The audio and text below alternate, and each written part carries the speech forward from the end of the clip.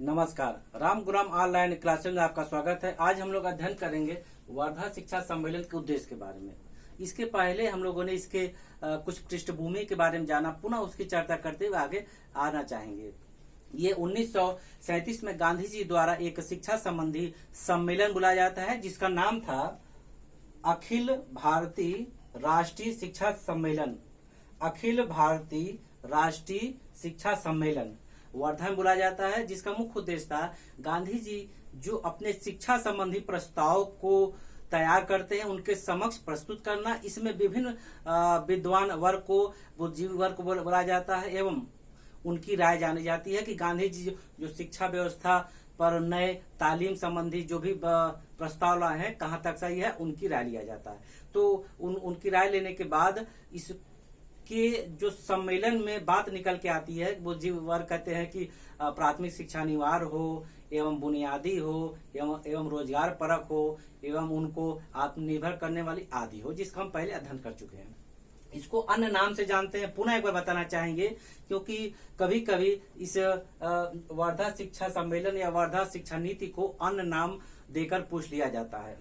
इनका अन्य नाम है बेसिक शिक्षा, बुनियादी शिक्षा, नई शिक्षा तालीम, बुनियादी तालीम, वर्धा योजना, बेसिक शिक्षा बताई चुके हैं आदि।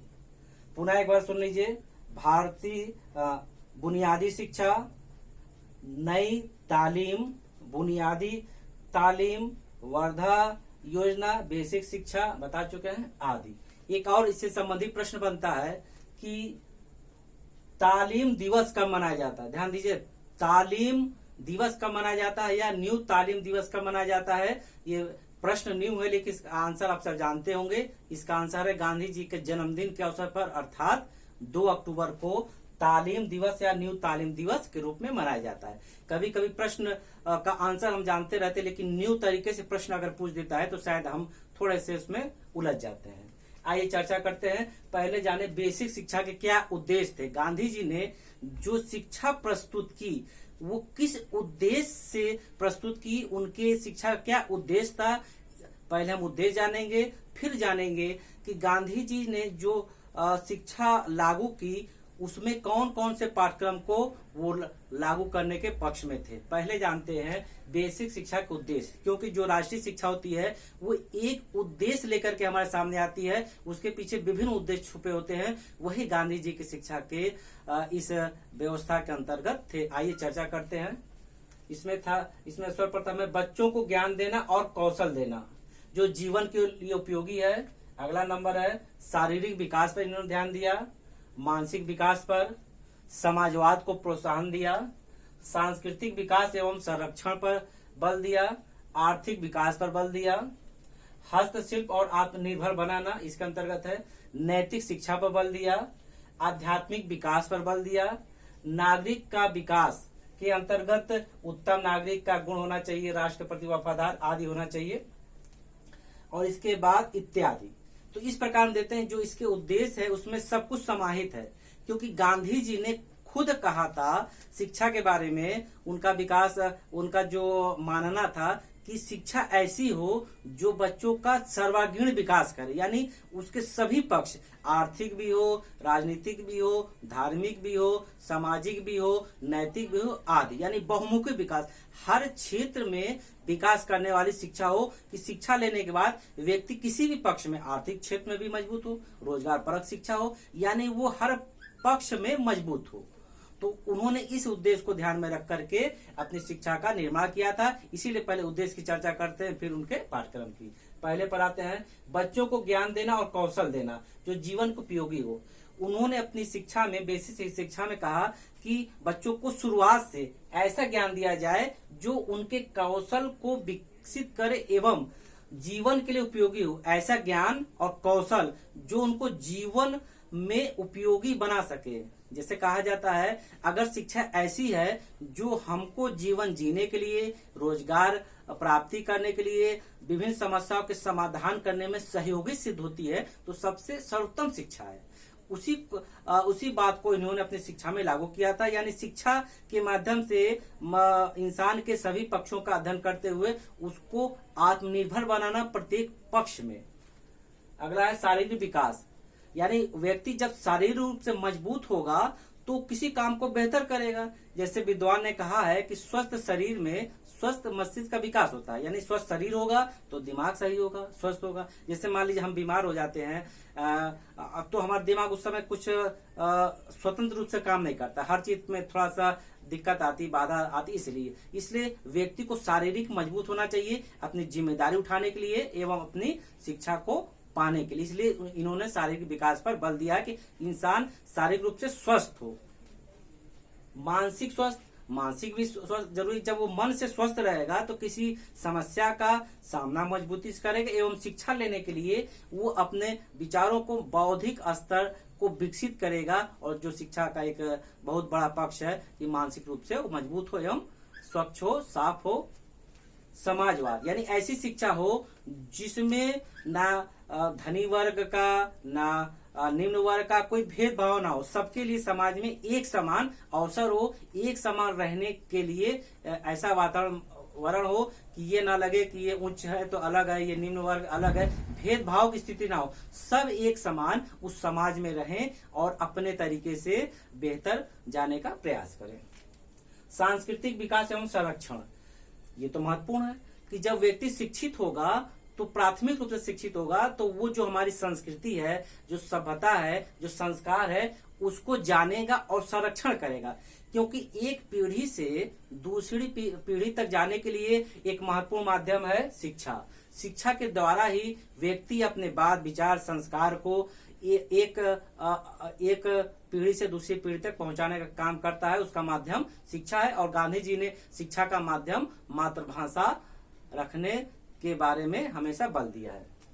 अगला दिन आर्थिक विकास, अर्थात शिक्षा ऐसी हो जो आर्थिक पक्ष को मजबूत करे।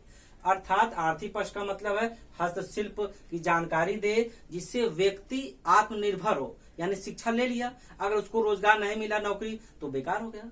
तो वो बेकार ना हो, आर्थिक रूप से मजबूत हो, उसको ऐसा गुण सिखाया जाए हस्तकला के रूप में, व्यवसायिक गुण के अंतर्गत कि वो परीक्षा पास करने के बाद, पाठ्यक्रम पूरा करने के बाद, जब वो पाठ्यक्रम पूरा करके अपने जीवन में आता है, चाहे लड़का हो या लड़की, वो अपने को आत्मनिर्भर बनाने के लिए उस शिक्षा के माध्यम से जो पाठ्यक्रम सीखा है उससे जीवन यापन के लिए अपना आत्मनिर्भर हो सके, स्वावलंबी बन सके। नैतिक विकास जरूरी है कि व्यक्ति के अंदर, बच्चों के अंदर नैतिक विकास हो, नैतिक व्यवहार हो, अच्छा पक्ष हो, वो अच्छे गुण का विकास करे जिससे पूरे समाज में एक अच्छे नागरिक का वातावरण बन सके। आध्यात्मिक विकास, गांधी जी ने कहा कि शिक्षा ऐसी है जो मन को, व्यवहार को, आत्मा को स्वच्छ करे, साफ करे, मजबूत करे। नागरिकता का विकास यानी नागरिकता कौन हो सकते हैं? ऐसे नागरिक जो अच्छे नागरिक, जिसमें अच्छा गुण हो, सहानुभूति हो, एकता का भाव हो, अपने समाज के प्रति, राष्ट्र के प्रति जिम्मेदारी समझे और अपने कर्तव्य को समझे, जिसमें उत्तम नागरिक का गुण आ जाता है। राष्ट्र के प्रति वफादार हो, राष्ट्र के प्रति कोई ऐसा काम ना करे जो राष्ट्र हित में ना हो, हमेशा राष्ट्रीय समाज हित के बारे में सोचे और अपने कर्तव्य का ज्ञान हो और मूल अधिकार का ज्ञान हो। क्योंकि बहुत से ऐसे लोग हैं शिक्षा की जानकारी नहीं है, तो जो व्यक्ति को मूल अधिकार 6 दिए गए हैं उसके बारे में जानकारी नहीं है। और विभिन्न ऐसे नियम कानून हैं, जब हमको जानकारी नहीं रहेगा तो अपने हक के प्रति हम मांग कैसे करेंगे? अगर शोषण भी हो रहा है तो जानकारी नहीं है तो हम अपने अधिकार की मांग नहीं कर सकते। अगला है मातृभाषा। इन्होंने शिक्षा का माध्यम मातृभाषा माना। क्यों? क्योंकि व्यक्ति जन्म से जिस भाषा को जानता है, समझता है, यदि उस भाषा में शिक्षा दिया जाए तो बेहतर जानेगा। छोटा बच्चा है, मान लीजिए हिंदी जानता है, ये उत्तर प्रदेश की प्रचलित भाषा है, हिंदी में जब उसको पाठ्यक्रम दिया जाएगा तो अच्छे जानेगा। यही पाठ्यक्रम अगर उसको इंग्लिश में, तेलुगु में या पंजाबी में दे दिया जाए और बच्चा है उत्तर प्रदेश का, तो उस पाठ्यक्रम को समझने में लंबा समय लगेगा और अच्छा उसका प्रभाव नहीं उसके ऊपर पड़ेगा और उसमें जो अपेक्षा की जाती है शिक्षा की, वो उद्देश्य की पूर्ति नहीं हो पाएगी। इसलिए शिक्षा का माध्यम मातृभाषा रखनी चाहिए जो बच्चों को समझने में सरलता होती है।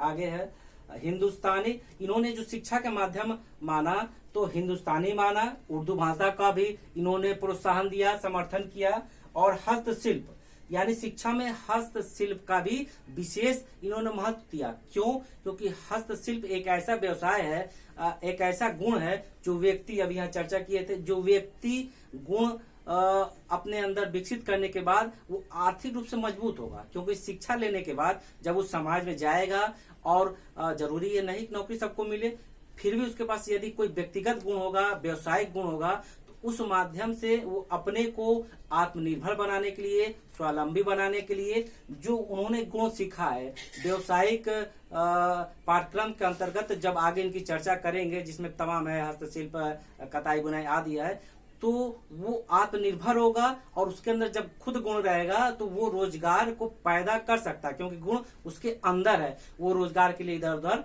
नहीं भटकेगा। जो शिक्षा का मुख्य उद्देश्य था इनका, कि रोजगार के क्षेत्र में ये अपने को बेहतर साबित कर सके।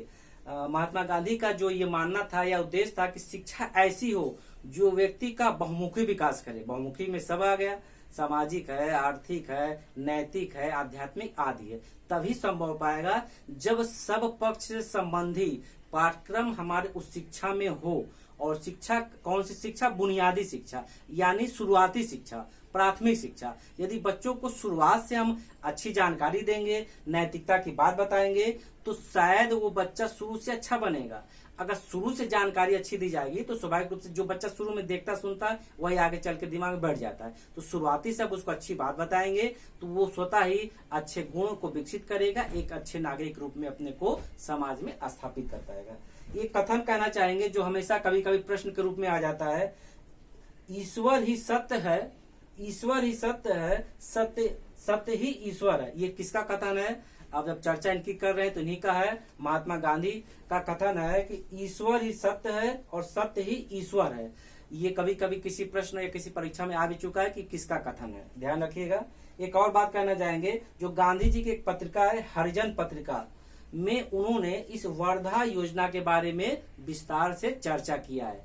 एक और प्रश्न मिल गया, हरिजन पत्रिका के संपादक कौन है? तो महात्मा गांधी। अक्सर ये प्रश्न आता है कि हरिजन पत्रिका के संपादक तो महात्मा गांधी तो विकल्प में रहता ही है, अंबेडकर आदि दे देता है तो लोग भ्रमित हो जाते हैं और अन्य पर लगा देते हैं। ऐसा नहीं है, जबकि हरिजन पत्रिका के संपादक महात्मा गांधी जी थे। आज हम लोगों ने इनके बेसिक शिक्षा के उद्देश्य के बारे में जाना, क्योंकि बिना उद्देश्य जाने हम इनके पाठ्यक्रम की चर्चा करना कुछ उचित नहीं मानते थे। और अगले क्लास में हम इनके पाठ्यक्रम के बारे में चर्चा करेंगे कि इन्होंने कौन कौन से विषय को प्रमुखता दी जो जीवन के लिए उपयोगी है। नमस्कार।